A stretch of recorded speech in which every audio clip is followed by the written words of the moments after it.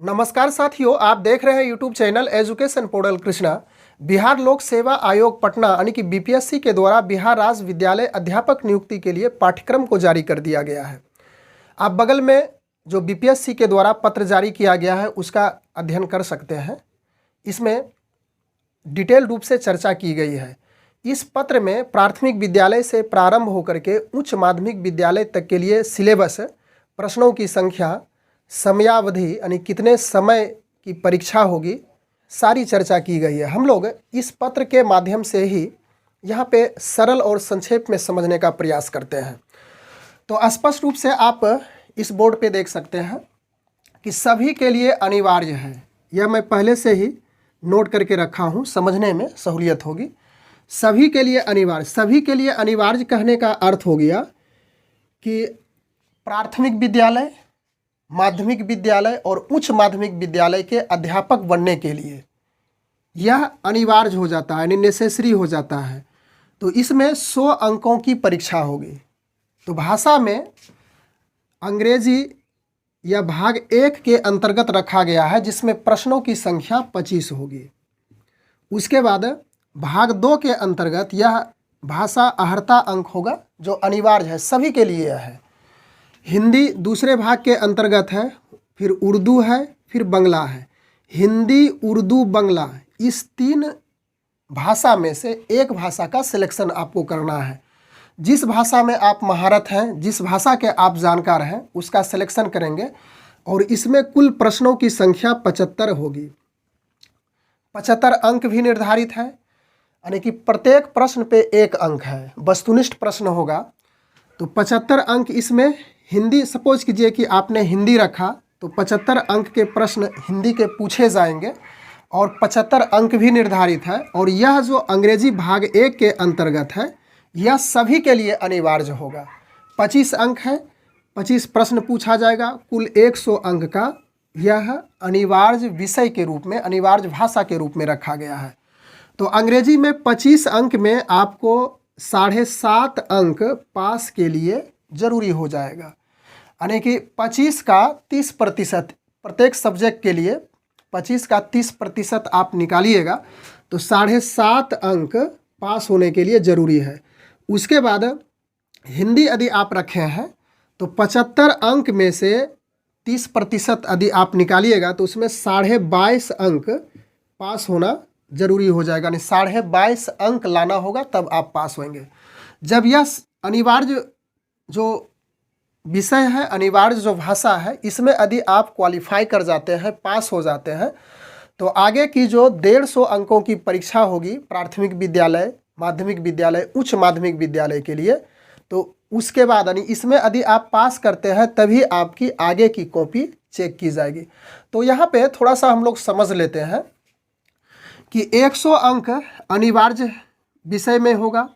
उसके बाद 150 अंक जिस स्तर के आप शिक्षक बनेंगे, जिस स्तर के आप अध्यापक बनेंगे, तो उसमें 150 अंक का होगा।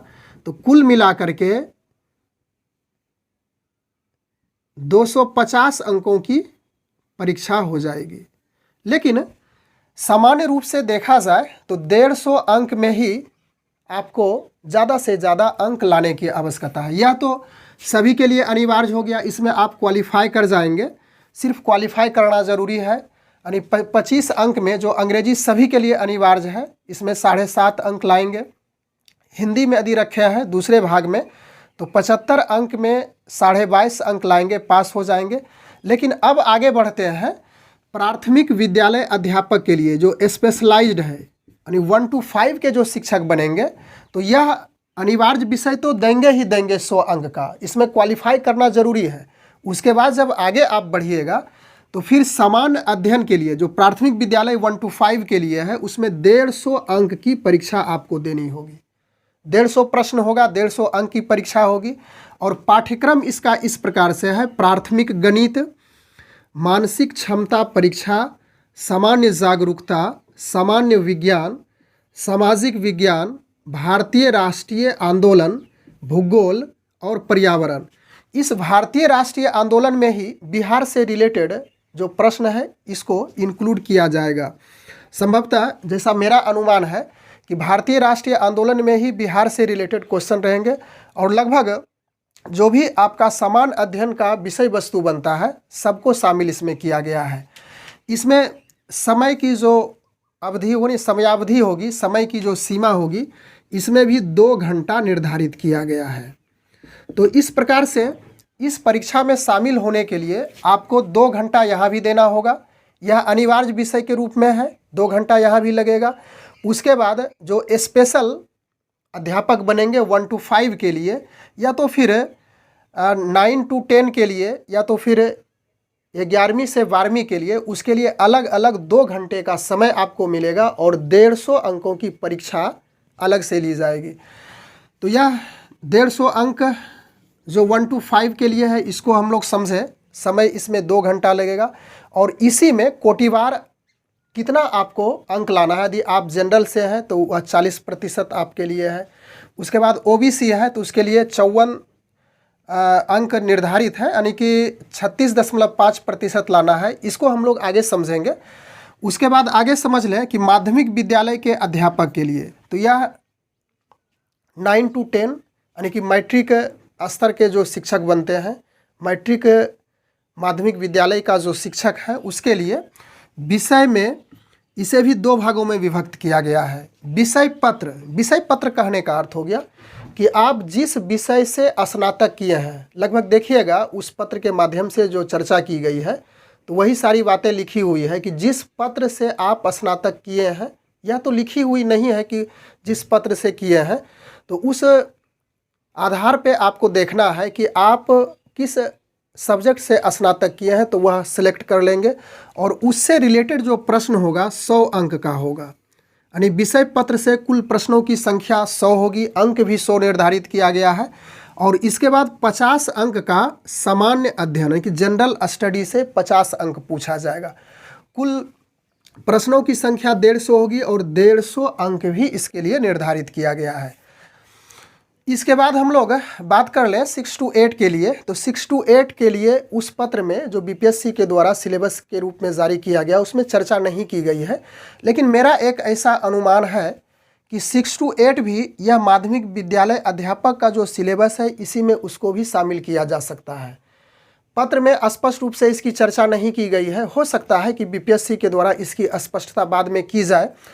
तो उसके लिए भी विषय पत्र के लिए 100 अंक होगा और समान अध्ययन के लिए 50 अंक होगा। टोटल प्रश्नों की संख्या 150 होगी और अंक भी 150 निर्धारित किया गया है।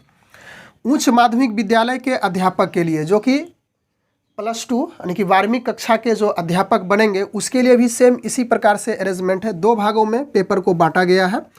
पहले भाग में विषय पत्र 100 अंक का होगा और समान अध्ययन उसी प्रकार से 50 अंकों का होगा और टोटल 150 अंक होगा। 150 प्रश्न भी रहेंगे, सभी वस्तुनिष्ठ प्रश्न रहेंगे। अब बात कर लेते हैं कि पास अंक कोटिवार किस प्रकार से निर्धारित किया गया है। जनरल जो सामान्य कोटि के अभ्यर्थी हैं, उसे 40% अंक लाना जरूरी है। तो यदि आप 150 का 40% निकालिएगा तो इसमें 60 अंक आपके लिए ज़रूरी है। 150 में यदि आप 60 अंक ला लेते हैं और जनरल कैटेगरी के हैं तो आप क्वालिफाई कर जाइएगा। उसके बाद ओबीसी के लिए 36.5% यह अर्हता अंक निर्धारित है और 36.5% को आप निकालिएगा 150 पे तो यह 54.75 अंक आपको लाना ज़रूरी है। उसके बाद ईबीसी के लिए 34% है, जिसमें से 51 अंक लाना ज़रूरी है। और उसके बाद एससी एसटी फीमेल और दिव्यांग के लिए 32% निर्धारित है, जिसमें से 48 अंक लाना जरूरी है। इस आधार पे यदि आप अंक प्राप्त करते हैं तो सिर्फ क्वालिफाई करेंगे, अर्हता अंक प्राप्त करेंगे। लेकिन मेधा सूची के लिए आपको अधिक से अधिक नंबर लाने की आवश्यकता है, अधिक से अधिक अंक लाने की ज़रूरत है। तो उसी के आधार पे मेधा बनेगा और मेधा बनने के बाद ही आपका सिलेक्शन हो पाएगा। एक और महत्वपूर्ण बातें इसमें हम लोग समझ लेते हैं कि शुरुआती दौर में जब इस सिलेबस के बारे में बातें की जा रही थी तो कहा जा रहा था कि बीपीएससी के द्वारा जो यह अध्यापक की बहाली की जाएगी तो उसमें निगेटिव मार्किंग की सुविधा नहीं होगी। यानी निगेटिव कहने का अर्थ हुआ कि आप कोई प्रश्न गलत